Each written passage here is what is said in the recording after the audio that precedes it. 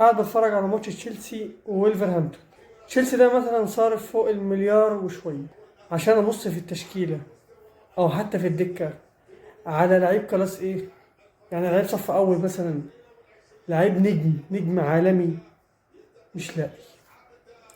يعني المليار وشوية دول لو مع فريق زي الانتر او فرق الدوري الايطالي عموما، لا كان الموضوع اختلف. يعني في الانتر هناك، هو الانتر بقاله 3 4 سنين ما بيجيبش لاعب فوق ال 25 مليون.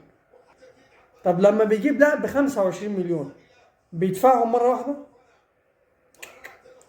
ده بيطلع عين الإدارة التانية، يروح مثلا ب 20 يقول لهم معايا 20 وفي 5 مثلا إضافات، 5 متغيرات، المهم يعني مش هتاخد 25 مرة واحدة. في حين إن تشيلسي أي لعيب هو عايزه، أي لعيب أيا كان بيروح يجيبه وبيدفع الفلوس ويمكن زيادة كمان. واحد هيقول لي مثلا طب ما في تشيلسي بالمر خلاص ايه، هقول له تمام، بس ما جابهوش نجم، هو جابه نجم صاعد او واعد من مانشستر سيتي، حتى جوارديولا كمان قال لهم يلا خدوه، مش عايزه، فاصبح نجم. واحد هيقول لي طب كايسيدو، هقول له برضه جاي نجم صاعد مش نجم. واحد هيقول لي جواو بيدرو، برضه لا. هو ممكن اللعيبه الوحيد فيهم اللي ينفع يكون كلاس ايه هو راي جيمس باك اليمين، وبرضه اصاباته كتير، لكن هو كمستوى لا هو مستوى عالي. وعلى الرغم برضه اللعيبه اللي قلتها ديت مش كل الناس هتتفق عليها.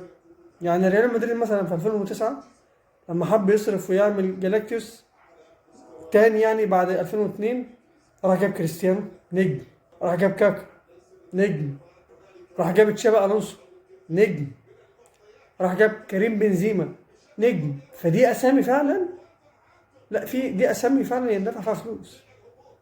لكن تشيلسي مين فيهم بجد؟ الفريق ده اتكون بفلوس ياما، بفلوس عبيطه، وعشان تطلع فيهم لعيب نجم عالمي، نجم كده توب توب، لا ما تلاقيش، تلاقي بالمر بس ومصاب، مش موجود الموسم ده اصلا.